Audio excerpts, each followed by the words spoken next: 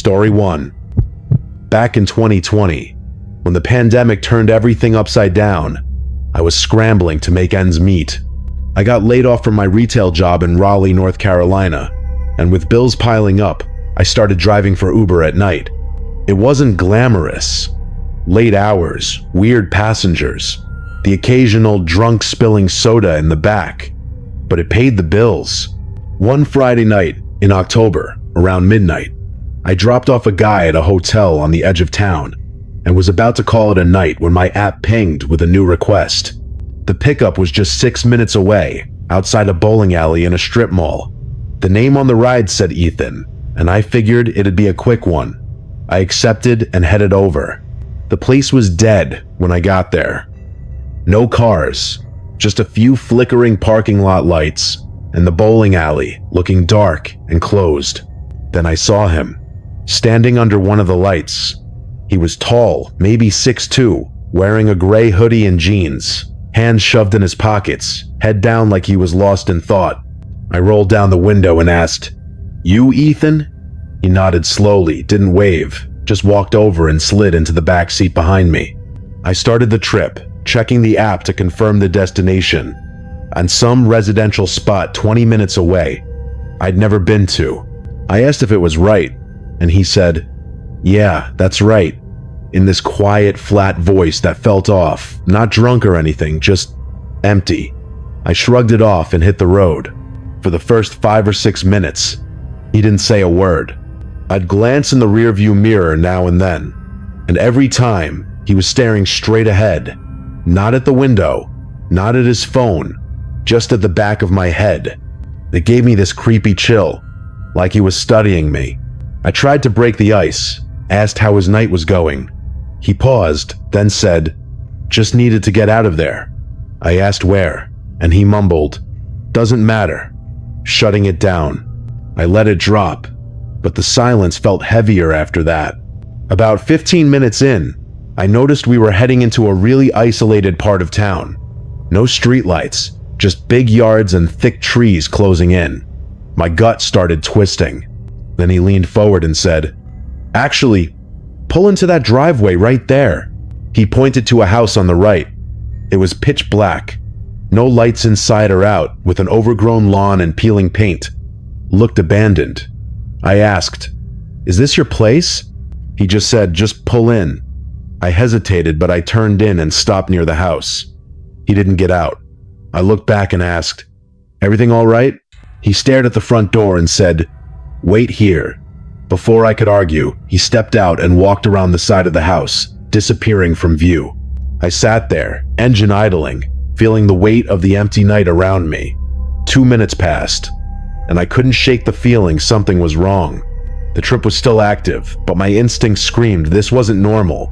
I felt trapped, like I was stuck, waiting for something I couldn't control. The dark house looming ahead and no one around to help if things went south.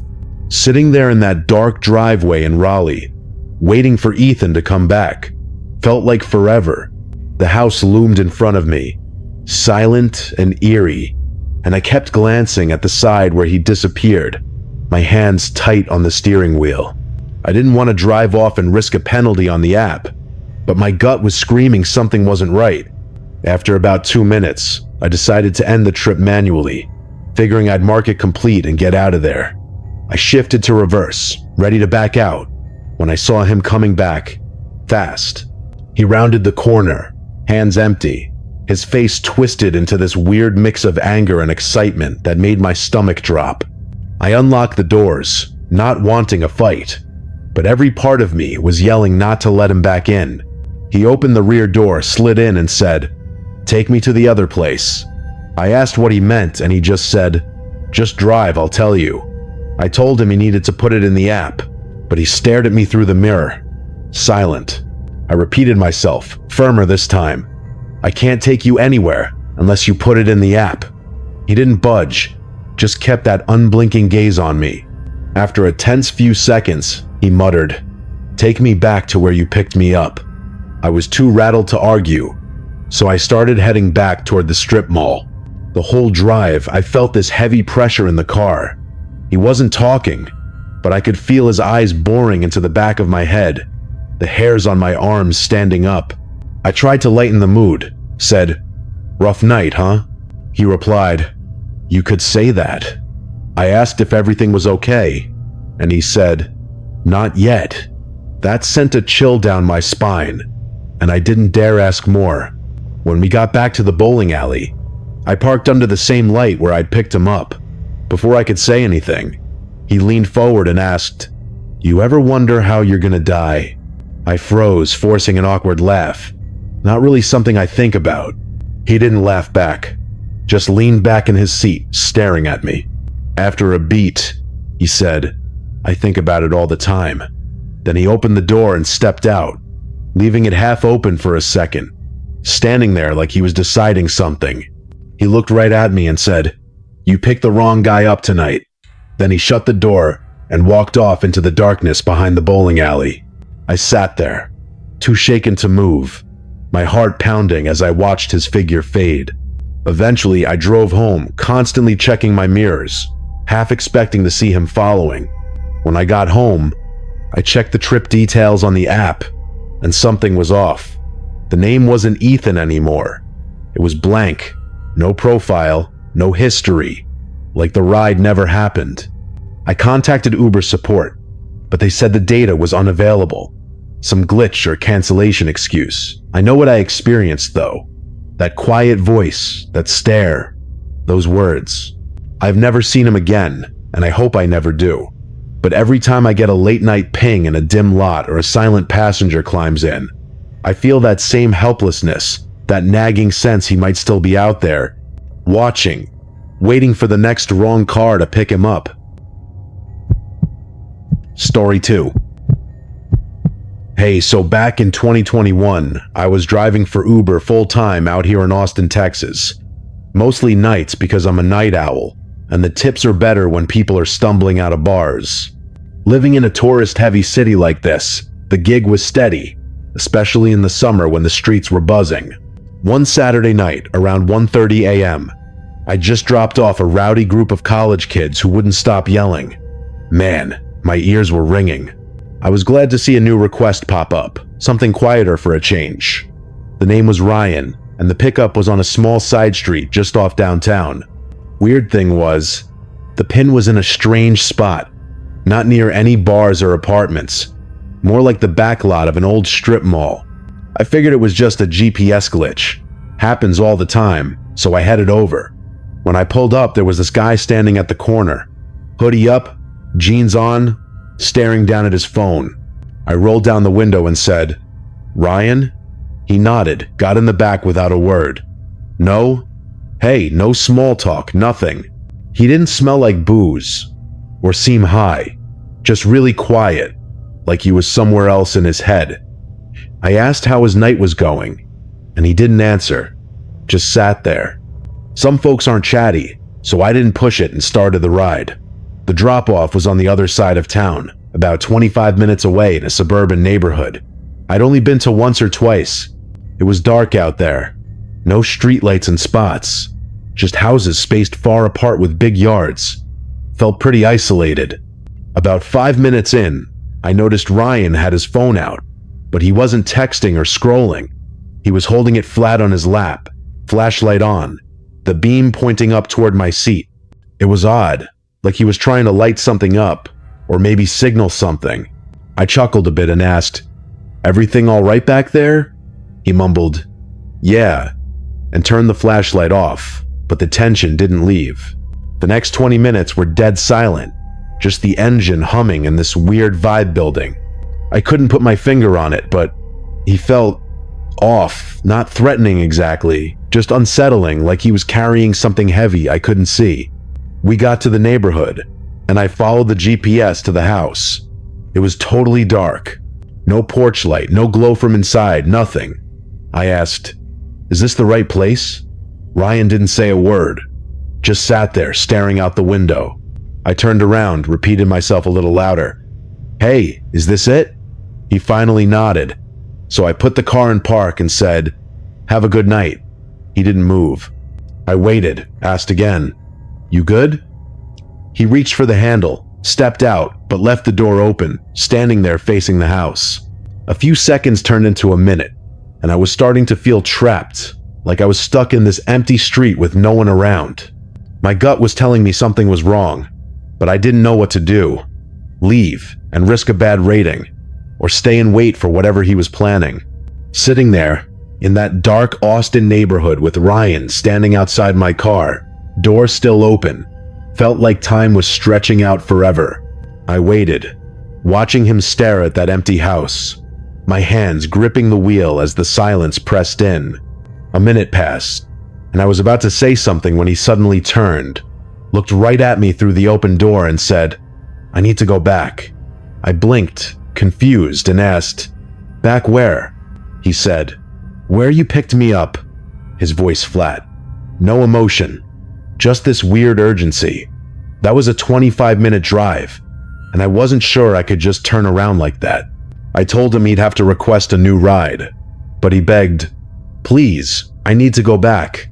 I repeated, "You need to request it through the app," trying to keep my cool. Then he said something that made my blood run cold. "I can't, they're not gone yet." I froze, my voice barely a whisper. "Who's not gone?" He didn't answer, just stood there, breathing heavy, still holding the door open. I felt this wave of unease, like I was alone out there with no one to call for help, trapped by his strange behavior. I said, "Look, I can't start a new ride unless you request it," my heart pounding. He stared for a second, then slowly backed away and closed the door, walking toward the house even though it looked deserted. I waited until he reached the porch, then pulled off, ending the trip in the app as soon as I turned the corner. A couple blocks down, I stopped at a 24-hour gas station to catch my breath and grab a drink. I parked on the side, went in for maybe 4 minutes, and when I came back, my mind just short-circuited. Ryan was in the back seat again. Same hoodie, same blank expression. I thought I'd locked the doors, but there he was. I slid into the driver's seat, keeping my eyes on him in the mirror, and asked, "How did you get back in?" He just said, "Take me back." I reached for my phone, saying, "I'm calling the cops," but he leaned forward, close enough for me to hear his ragged breath, and whispered, "They're still in the house." Something in his tone, .d-spirit comma unhinged, made me pause like he was lost in some nightmare. I played along, asking, "Whose house is that?" He said, "My parents." I asked if he lived there, and he muttered, "Not anymore." That sent a shiver down my spine. I started driving back to the pickup spot, every part of me screaming it was a bad idea, but I didn't know what else to do. As we got closer, he started rocking slightly, breathing heavier, whispering, "They're still there. They won't leave no matter what I do." When we pulled up, the house was still dark, no signs of life. He got out without a word, stood at the front door, not knocking, just staring. I waited 30 seconds, then drove off, double-checking the locks. 3 blocks away, I parked under a streetlight and sat there for 10 minutes, trying to process it. I thought about calling the cops, but what would I say? A guy got in my car twice and said, "Weird stuff. No crime, just a gut feeling." I drove home, didn't sleep, and reported it to Uber the next day. Part of me regrets not calling the police. Maybe he needed help. Maybe that house held some truth. I still wonder if he was sick, if it was his parents' place, or if he was just messing with me. Every quiet passenger now brings that night back, that helpless feeling of being watched in the dark. Story 3. Hey, so I'm Mia, an 18-year-old living on my own out here in the outskirts of Portland, Oregon. Just me and my little 5-pound Morkie buddy. It's about 8 miles from town, which is nice and quiet, but it can be a pain to get food delivered sometimes. I never really thought much about Uber Eats being risky. You hear creepy stories, sure, but you figure it won't happen to you. That changed one Friday evening a couple months back. I was cleaning my apartment, getting it nice for my boyfriend who's long distance. We only see each other on weekends, so I like everything spotless by Saturday. I'd been scrubbing for about 2 hours, and by 6 p.m., I was starving. I didn't want to mess up my clean kitchen, so I decided to order some takeout. I opened the Uber Eats app, picked my food, and got the notification that my driver was on the way in a white Honda Fit Sport. Being a young girl living alone, I always set my delivery instructions to leave stuff at the door for contactless drop-off.it. Just feels safer. I was chilling in the living room, watching television, when the app pinged that my food was delivered. I jumped up, super excited to dig in, and headed to the door. But when I opened it, nothing was there. I peeked at the other doors in the hall, thinking maybe the driver got confused, but no food anywhere. I stepped back inside, ready to message him, when there was a knock. It was my neighbor, Tom, holding my bag. He said, "Hey, sorry. I grabbed your food from the driver. He was looking through your windows and I wasn't sure what he was up to." My stomach dropped. I thanked Tom, took the food, and went back in, my mind racing. What the heck just happened? I ate, watched a movie, tried to shake it off, but that uneasy feeling stuck with me. Later, I showered, turned off the television, and double-checked all my locks before bed. Living alone makes you paranoid sometimes. I called my boyfriend, chatted for a bit, and finally fell asleep with Buddy curled up next to me. But the night wasn't over. I woke up a few times to Buddy growling, first at the window, then the back door. He's tiny. I felt so exposed, like someone was right there, watching me, and I had no way to stop it. That banging on my window in Portland had me frozen. Sheets pulled tight over my head as Buddy went wild, barking and whimpering like he'd seen a ghost. My heart was racing, and I could barely think straight, just staring at the dark glass, knowing my window didn't lock right. It felt like someone was out there, watching me, waiting for me to make a move, and I was stuck, all alone with no one to help. I fumbled for my phone, whispering to the 911 operator that someone was in my backyard and my window was an easy target. She told me to get to another room, so I grabbed a knife from the kitchen, my hands shaking, and waited for those blue and red lights.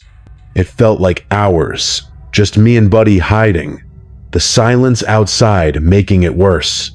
I peeked out the kitchen window and saw something that made my blood run cold. The white Honda Fit Sport from my Uber Eats delivery, parked across the street in that open field where people park trailers. No one was in it, but I knew it had to be the driver. My mind clicked. He was out there, maybe in my backyard. I felt so small, so trapped in my own home, powerless against whoever was lurking. Finally, sirens cut through the night, and the police arrived. I could barely talk, tears streaming as I told one officer what happened while another checked the backyard. A third officer went to the car, but it was empty. They came back, saying there were footprints in the muddy yard. It had rained the night before, and that sent me into a panic. If he wasn't in the car, or caught, where was he? My neighbor Tom came out, and the officers explained. He told them about taking my food earlier, and offered me to crash at his place, but I was too shaken to say yes. When the cops left, I went back inside, thinking it was over, but it took hours to feel safe enough to lie down. Then, at 2 a.m., more banging, this time on my front door. I thought, no way this is happening again. It was the same officer from earlier. She said they'd stayed hidden to watch for him, and he'd come back, trying to get in.